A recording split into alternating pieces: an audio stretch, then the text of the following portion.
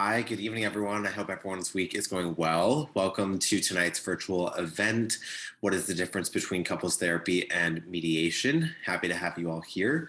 My name is Andrew Reidenbach, and I'm a psychotherapist at myTherapyNYC. We're a group private practice in the Flatiron District of Manhattan, and we also offer services virtually. So again, we're happy to have everyone here. Hi, I'm Kimia. I'm the Director of Operations and one of the therapists and a clinical supervisor at myTherapyNYC. And here at myTherapyNYC, we offer individual therapy, couples therapy, group therapy, and some more specialized treatments like EMDR for trauma. And we're an LGBTQ practice, and I would say probably 60% of our clients identify within the community.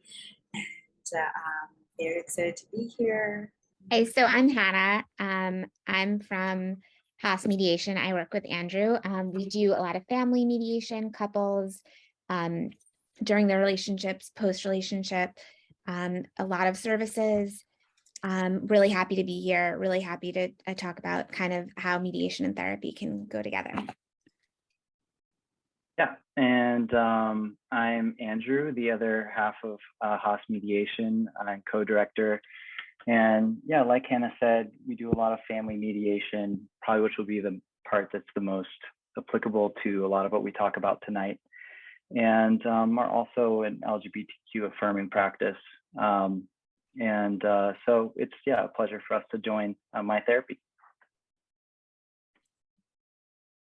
Awesome. Thanks so much, Andrew. And so to start off, just one logistical item. If you have any questions that come up throughout our conversation tonight, please feel free to drop them in the chat. We're going to go through a bit of the discussion that we've prepared. And then once we finish that, we will have a Q&A time. So don't worry, we will definitely get to whatever questions you all have.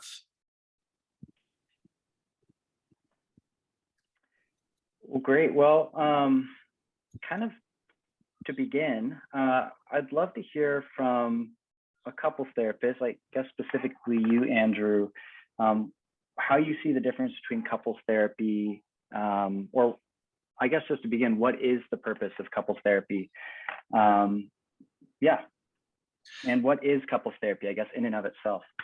Yeah, for sure. So great place to start. So couples therapy, it's a form of psychotherapy where we work with partners, so any kind of relationship structure. If you think about, we have like individual therapy, and then we have couples therapy, and we have family therapy. And in couples therapy, we're really looking at the dynamic between the two partners, and there can be many purposes and goals of couples therapy. And so one of the primary purposes of it is to really understand and look at the dynamics between the partners. So how do they relate to one another? How are things? Do they have a lot of positive emotions toward each other? Kind of what is their dynamic between the two of them? And then also looking at kind of what the root of those dynamics are, since in couples, we each bring our own stuff into the dynamic of how we show up in that relationship. So it can be really powerful and important to have understanding around that. Another component of couples therapy is addressing challenges in communication. So as you can imagine, that's a big part of the work that we do with couples, is how to help look at what is the current state of the communication between the two of you. Are you effectively communicating? Are we listening effectively? Are we just listening to respond? Are we listening to understand?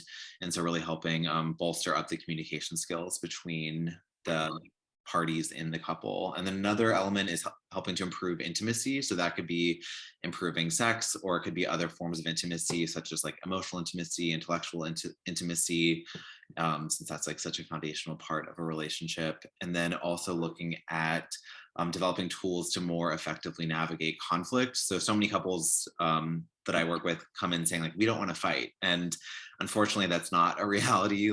We're in relationship with people and we're going to have conflict. And so the goal isn't to not have conflict. The goal is to more effectively have conflict and be able to actually come to resolution versus just deepening the pit that you're in.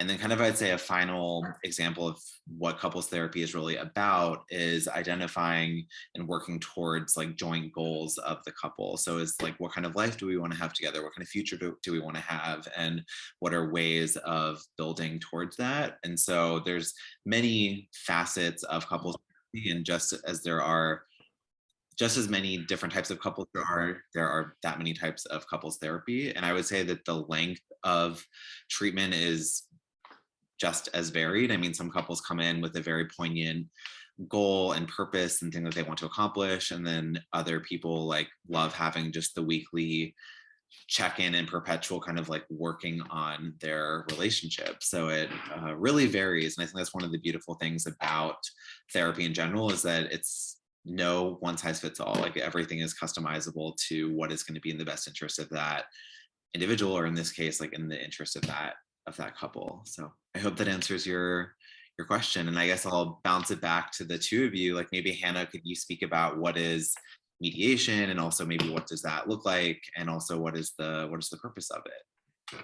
Yeah, absolutely. I mean, it's so, you mentioned conflict and how that's unavoidable in relationships, and that's, so true. And mediation at its core is just a way of supporting two or more people in conflict, or, who are working through a decision point, even if they don't maybe think of it as conflict. And, it's a facilitated conversation. So it's a little bit different than therapy in its structure.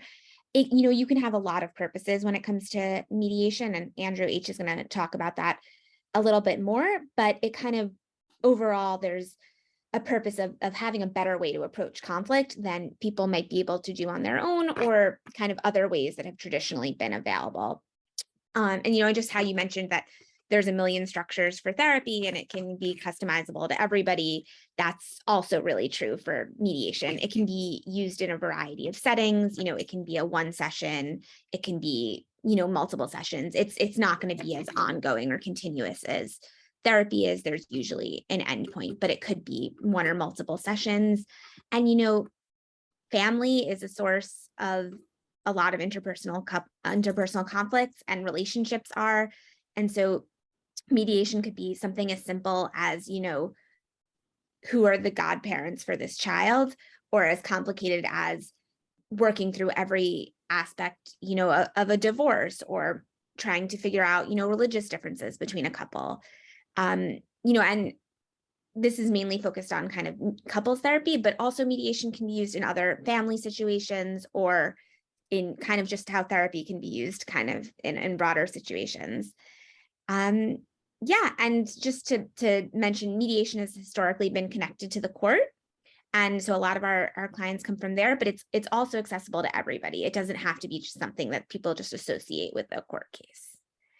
And so that's kind of a, broad intro. And Andrew H., I don't know if you could talk a little bit more about transformative mediation, which is what we practice. Yeah, absolutely.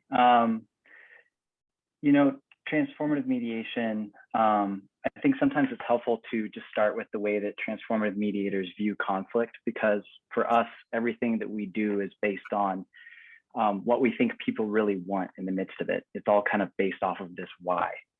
And so we really view conflict as a crisis of human interaction. It's an event that destabilizes the way that we desire to experience both ourselves and others. Maybe a lot of you can relate to this, but you're in the midst of a conflict with someone else. We see this oftentimes with parents who are trying to figure out like a schedule or an arrangement for their children. And all of a sudden they don't have the power to affect the type of change they want to see. Their values aren't being valued the way that they value them. Maybe they're being actively devalued. They're not being seen the way that they see themselves. So their identity feels like it's under threat. And all of a sudden in that type of interaction, you go from this place of feeling connected and understood and existing with someone else in really your desired way, to this downward cycle in which you're increasingly feeling weaker and less seen, and you're now not seeing the other person as well. And you're kind of like, pulling into a little ball. And that's an incredibly uncomfortable, painful place to be in. And a lot of people find themselves there in conflict. The good news is that people don't like that place, at least most people. Don't like that place. And so they have the motivation, the ability to leave it. And as transformative mediators within mediation, our goal is to provide really tangible opportunities and to support people as they make individual efforts towards leaving that space or leaving that type of interaction and working towards something that's more constructive, more connected, more human. And so within mediation, we are supporting opportunities for people to put everything out on the table that really matters to them. We're supporting opportunities for people to really hear one another better. We help to crystallize the differences that are in the room that have maybe been kind of foggy. And then we're working with people as they start to surface, and everything's led by the people there. We don't tell them what to do, what's right or wrong. We couldn't possibly know that. It's their life. So we're really working with them to figure out, where do they want to go? What obstacles do they see in their path towards getting there, and how can they overcome those obstacles? And, you know, resolution is not guaranteed. We can't guarantee that they'll find an agreement on all of the list of things, whether that's in the divorce or in a custody thing. But most of the time, as a result of that type of interaction, people do find agreement and they do find resolution. And so yeah, as transformative mediators, we really value a client-centered process. And I think that's similar to a lot of what you were saying, Andrew, in terms of how as many types of people are out there, there's that many types of therapy because you're approaching it in a client-led way. Similar to transformative mediation, it can look many different ways depending on who's in the room, because we really support their process. Once again, I hope that helps. I feel like we all love what we do, and so we go on and on. But I have a question for Camilla, which is, what are approaches to couples therapy? Yeah, great question. I mean, there's so many different approaches, so I'm only going to speak about our own approach at our practice. Now, we would deal with couples here where we work through the EFT model, which is emotionally focused therapy. And at its core, the approach is that you want to move the couple away from the details of the problems, the storytelling, the blaming, the she said that, and getting really hung up on the details of what's going on. So we want to move the couple away from that and get to more vulnerable states. So similar to Andrew H., you said something about part of your work is to make the people that are in the room feel more connected, and that's exactly what we want to do, because often couples, when they come to couples therapy, they are feel disconnected from each other, and that only happens when you're so hung up on the details of what is going on and holding all that resentment and pointing fingers, and no one's really listening to the other person. So we're really trying to create a safe environment where the couple or the partners can go to more vulnerable states, talk about their vulnerable feelings, talk about their core emotions, including I feel alone or sad or unheard or unloved or uncared for. Things that it's hard to fight over and argue about. It's really easy to argue with someone when they're telling you, oh my God, all the things that you do are driving me crazy. Whereas it's so much harder to fight someone or argue with someone when they're sharing their vulnerability and telling you they're sad or alone or they feel unlovable. So that's our priority, to bring the couple to that level of vulnerability so that they can start talking about what they're actually feeling outside of all the chaos or all the fights that they're having outside of therapy, and move away from pointing fingers and blaming each other. I think that's where the work begins, because now they're listening to each other in a different way. They're hearing each other out. They are showing love and care when your partner, although that is an ideal situation with couples that are willing to do that. But when one partner says, I feel unloved, or I feel uncared for, or I feel alone, the hope is that the other partner will really take that and respond in a gentle way, which already creates a whole different communication style with the couple. And that's where they feel more connected to each other, and they are really willing to listen to one another and change things. So that's one big part of our work in a nutshell. And the other big part of it is that every couple has a cycle where someone says something that triggers the other person, and as a result, that person reacts to the other partner and then triggers the other partner in that manner. And we always look at it as like an infinity sign, where you go from here, you trigger your partner, the partner's triggered, they go into their coping mechanisms and their defenses, and then as a result, they trigger you. So a big part of our work is that we want to highlight that cycle for the couple and educate them and teach them that this is the cycle. This is what happens between the two of you when you're in conflict. And once they're aware of that cycle, then you can start implementing new ways of dealing with it.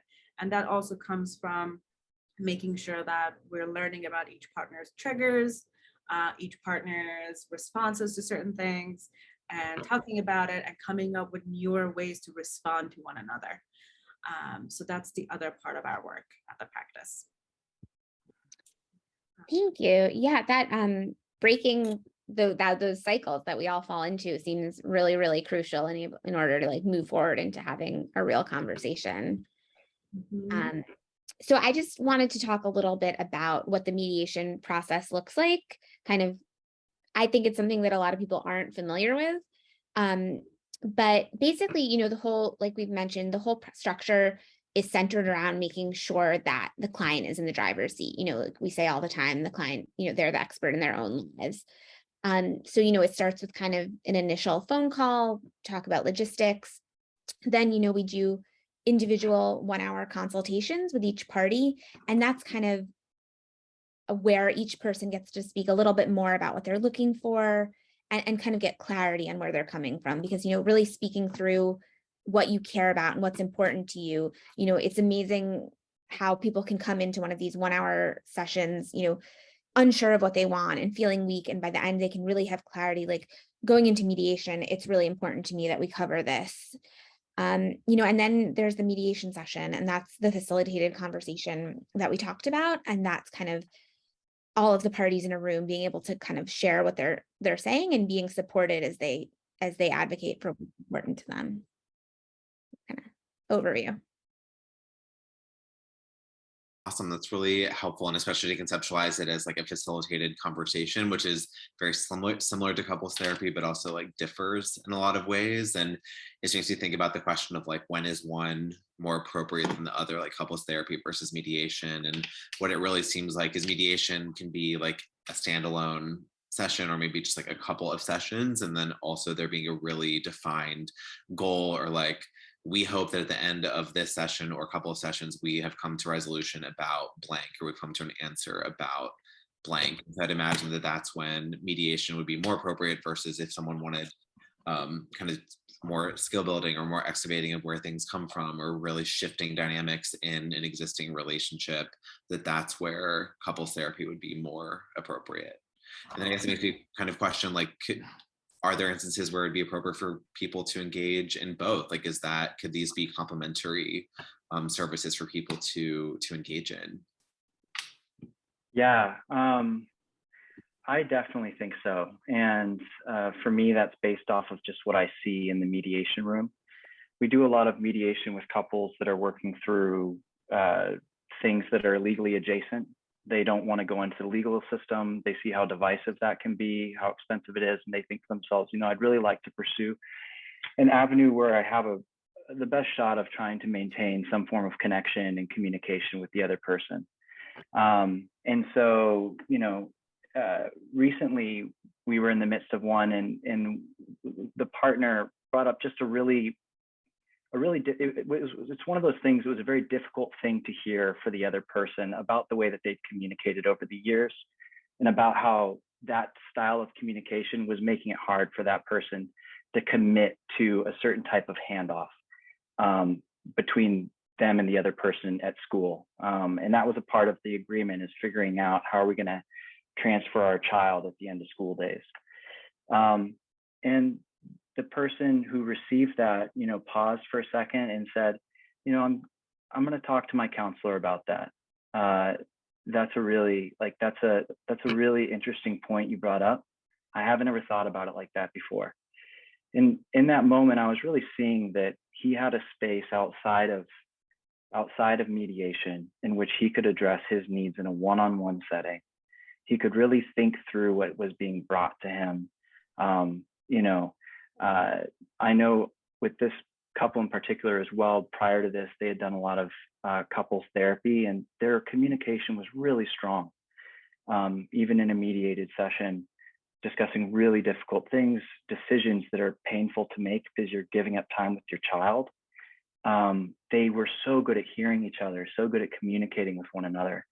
And I really credit that to the time that they'd spent in couples therapy, learning just how to develop that skill. It's like a muscle. I'm sure that, I don't know if you think of it like a muscle, but I sometimes think of it like something that they'd worked on. So I would say that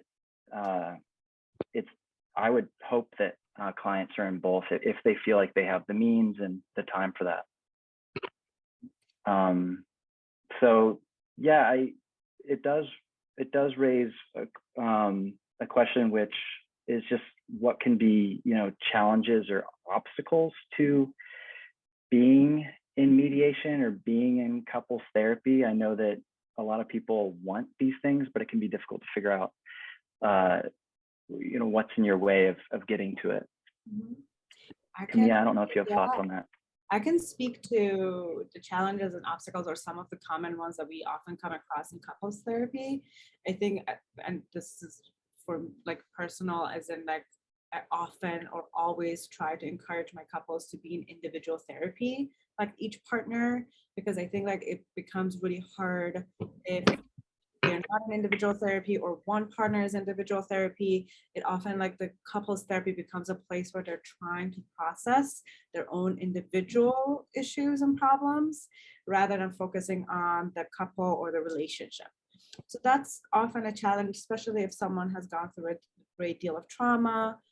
And the other challenge that I find, at least I personally find very challenging, is when the partners come to therapy with very, very different goals and they're not on the same page with their goals. And often one partner's goal is to change the other partner as a person and their personality and who they are. It's not really a goal for couples therapy. So that's often a challenge to just navigate that with the partners. Some other ones that I've found challenging is if there are secrets between the partners and they tell you, one partner tells you about the secret and then they don't want to share it with the partner. So that often really makes couples therapy hard or actually impossible. And yeah, those are just some of the common ones that I come to. And the other one, lastly, for me, is when couples come to couples therapy as their last resort. And they're there because they're in a crisis and about to end their relationship. Whereas I always think about couples therapy as something that's more preventative. You go into couples therapy because you have some communication issues or there are things that are coming up that you just want to manage before they actually become this thing that are about to break your relationship. So when couples come to couples therapy as their last resort, that's really hard to work with as well.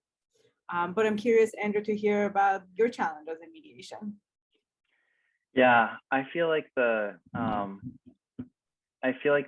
biggest challenge in mediation is that mediation has to require two people, and that is the hardest thing because you can't blame someone for not wanting to show up in the same room with the person that they are most divided against a lot of the time, or maybe have a good relationship with, but they realize they may be approaching some issues that are going to feel like mountains to climb.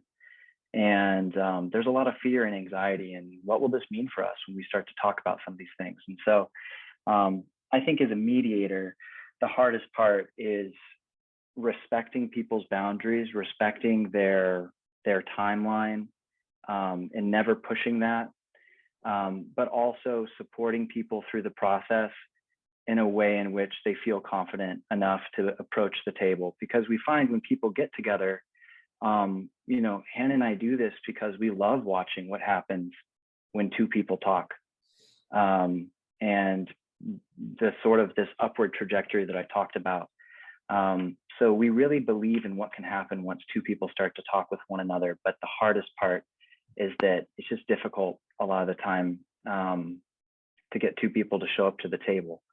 And to your point too, therapy being so good is not something you do in the time of crisis, but in a time of, it's like getting a checkup on your car. It's like a preventative thing that you do just for health. And mediation is usually something that happens in a time of crisis. So, we're receiving a call or an inquiry when someone's really in the midst of panic over their situation. And in that place too, it's just usually the differences have become more disruptive than if we had been approached maybe earlier in the process and they had had a chance to have support in their conversation. But by the time often people come to mediation, a lot of relational trauma, communication trauma has passed. It's not a hurdle, but it's something that you know, just joins the room. So I'm curious for you, what does success look like in couples therapy? What do you see that as?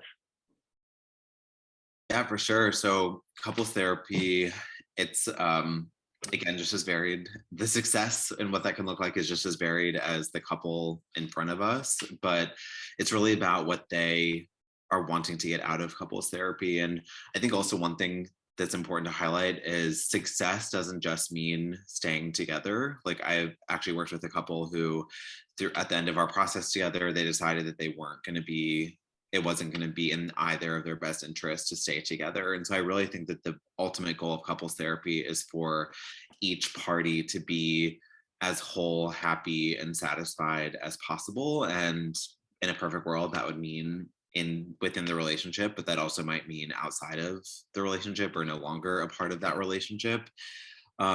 But I think it's also about just kind of when a couple, similarly to individual therapy, it's like when a couple feels that they have made enough progress and can kind of like fly on their own without the like kind of weekly assistance of couples therapy. And so I guess just anecdotally, like I just finished up with a couple I've been working with. We finished up a few days ago, and they initially came in because of infidelity and lack of trust between each other, and also like obstacles in their sex life. And through our work together, they got to a place where they felt like they had built sufficient enough trust. Again, they had tools to continue to develop their intimacy, and they felt like, okay, we now feel equipped to kind of handle these obstacles and to continue this growth on our own. And I think that that really is success, because I mean, we like love working with our couples, but also like we don't want to become like a crutch for them. Like we want them to be able to handle and navigate their relationship on their own. And that's like a beautiful thing to be able to see that growth and then have like hope for their future with them. So I think that that's kind of the real how I view success with couples therapy. And what about with mediation? Like what does success look like on your end?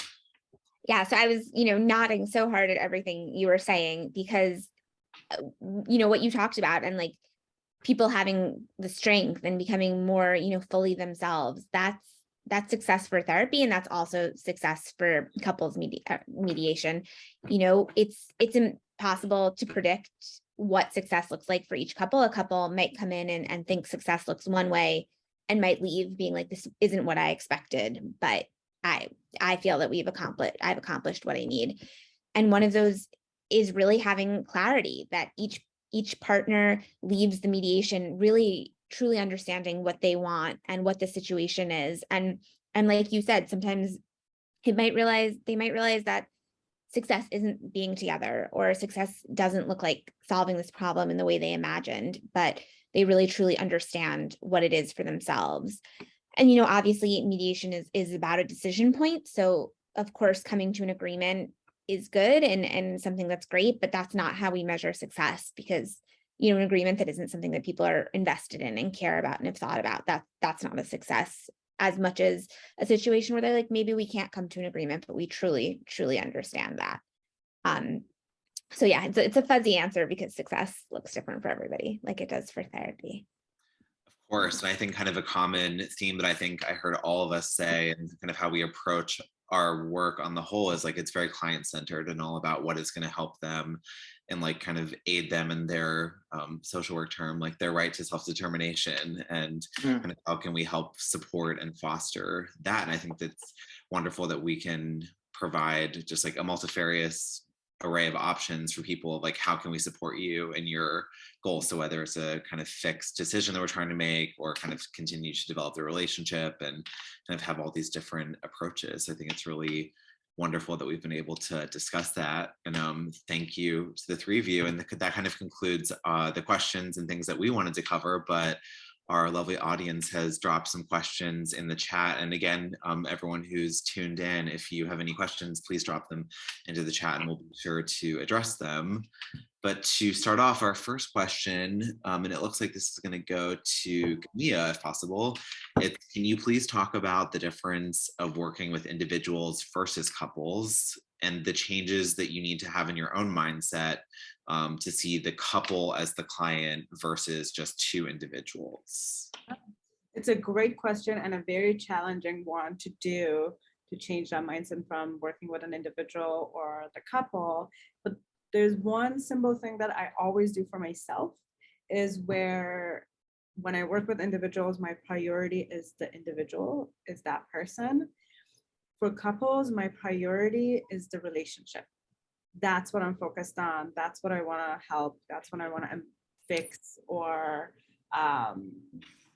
just navigate. So it's more about the relationship than the partners for me. That I make the relationship the priority, and I often communicate that to my couple, especially when I feel like I'm being cornered in a place where I have to take sides, or when I have to kind of tell one partner that I agree with the other partner, or I want to avoid that type of dynamic, that I'm not taking sides, that it doesn't feel like we're ganging up on one partner. So I always communicate to my couples that my priority is your relationship, and that's what I'm here for. And that often helps me to kind of navigate that dynamic for myself. That makes perfect sense. And I think just something that I think about working with couples is there's kind of your stuff, and our stuff. And those things aren't mutually exclusive. There's a lot of crossover in the Venn diagram. And it's really making sure that we focus on what is our stuff, or how is my stuff impacting our stuff. So I guess to provide an example, I work with one couple where one of the partners really struggles with body image and a lot of disordered eating. And that's a lot of what he has to work on in his own individual therapy. But then in couples therapy, we look at how does that manifest in the relationship? How does that get in the way of their emotional and sexual intimacy? And so it's just another way of him working on that component of it, but more from the lens of how is this impacting the two of them and their relationship. And so yeah, I love that, Camilla, you saying focusing on the relationship, because ultimately it's the relationship that is the client. Yeah, exactly. And I love that, our thing. I'm gonna use that. Do it. Awesome. And then the next one is, we just had a new one drop in the chat. Let me look. So do mediators give legal advice in the case of divorce and co-parenting? I can start with this. I can't speak for all mediators. I can only speak for us. I happen to be an attorney, but I'm not an attorney in the mediation room. I'm also not giving advice because, like Andrew H. mentioned before, I'm not in a position to tell them what's best for them. I can, give information like the child support calculation is this, or something like that. I can say, you want to talk to an attorney, I can say judges want to have this information for us to move forward, but it's not advice, it's just information. And that's really important in order for it to remain client-centered. And if I can add on to that too, it's one of those things where if we were to offer advice, we can't guarantee that it would be neutral. We can't guarantee that it would neutrally serve each person because we don't know what their landscape is. We don't really know how every aspect of their life, their moral framework, all of that. And so that's another piece for us is, we are neutral as mediators, and in offering advice, we would actually, in a way, steal that support. Mm-hmm. That makes perfect sense. And you're right, with legal advice, it's you kind of have to be partisan, and in mediation, you want to be the neutral party in the room. Yeah. So thank you. All right, it looks like we have two more questions. All right, so the next one is if someone from each of our camps could answer this. Are there any rule outs or reasons why a couple wouldn't be appropriate for either service? Can start for couples therapy. Again, I think like this varies to the therapist and the agency or the practice that you're going to. But typically, I would say if there is abuse of any sort is going on, especially domestic violence, is anything like that, if it's present, then they're probably not appropriate for couples therapy. I would say if one partner or both, you kind of assess and you feel like they need much higher level of care, like psychiatrists or inpatient programs, outpatient programs, then they probably should not be in couples therapy in that moment and should get that help first before they come to couples therapy. If there is ongoing and active drug and alcohol abuse that's feeding into the problems, I probably would deal with that first outside of couples therapy. Again, the point of couples therapy is that you want two willing partner to come and create safety and security together so that they can have these difficult conversations. And if there's no sense of security or safety in any way, then couples therapy is probably not appropriate at that time for the couple. They need to figure out everything else before they come to couples therapy, because it's impossible to deal with anything in couples therapy if these things are ongoing and are happening. And I think like the other thing for me is just that if the couple is unable to respect the ground rules that you set with them in session and they continuously break the ground rules, they're not receptive to the boundaries that you're setting for them, again, that kind of feeds into the not having that sense of safety and security in the room with them, which again is not helpful for couples therapy because you're really just getting in chaos and crisis with them every session and you're not making any progress. So I think like if the couple is constantly breaking all the ground rules and are not listening or receptive, then you would have a conversation with them around just putting treatment on pause until they're in a better place. Absolutely. And what about for mediation? Yeah, there's a lot of similarities with this answer, and there's a lot of gray. If there is, there's a few reasons for which I can think that a mediation would be just an absolute no. One is if one of the people is in an active situation of domestic violence, the mediation is an absolute no, just because within the mediation room, you have to at least be able to guarantee that you're going to have physical safety when you leave. And, if you are under threat of violence, verbal, physical, psychological, that's not a safe situation. In mediation also, you need to have the ability to advocate for yourself. And if you don't feel safe in advocating for yourself, then that's also a problem.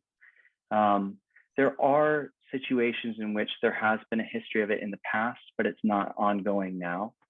And we have people who look at the legal process as one of their options, and they think to themselves, that's just not something that I can endure. And they ask if mediation is something they could pursue. And for them, it's really a conversation of, have you spoken with, if you have a counselor, have you spoken with your therapist? What do they think? Have you spoken to an attorney? What do they think? And if they've covered their bases and they feel like that they do have the ability to advocate for themselves, that they do feel safe, then we will allow mediation, because that is a piece of self-determination. But we really emphasize that mediation, first and foremost, is a voluntary process. And that means that at any point in time, you can end mediation and it's okay. And so that's a place in which we really emphasize that. And we also emphasize the ability for the participants themselves to establish ground rules for their own session. So we ask them, what do you need to feel safe? What do you need to feel like this is going to be constructive? And then we help to uphold that in the midst of what takes place. So those are that in terms of DV, that's what comes to mind. Another one is that if they're, certain aspects of mediation, from divorce to child support, spousal support, some of these things that are legally adjacent involve finances. And if someone is hiding finances and isn't going to be financially transparent, then that would also be a reason why they can't move ahead with mediation, just because the whole conversation revolves around honesty over income. And if that's the case, then in that case, a lawyer is probably going to be best suited for that person to actually have someone who is unabashedly their advocate and, you know, helping them to get the information they need to have a fair process. So those are two things that come to mind. Yeah, that makes sense. And I think a common thing that I kind of heard between both of those was like safety. So like emotional safety, physical safety, those are all like such paramount, since if there isn't kind of, it's like the hierarchy of needs. Like if that basic need isn't being met, not a whole lot else can be done.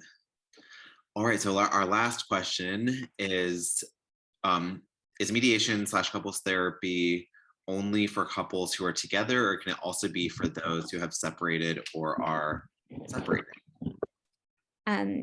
Absolutely. I kind of think, you know, the assumptions that people have might be opposite for who couples therapy is and who mediation is for. So it's great that we're having this conversation, because historically mediation has been for couples who are no longer romantically linked, but are involved either in a divorce or in a co-parenting situation. And that's just because, you know, mediation has historically been through the courts.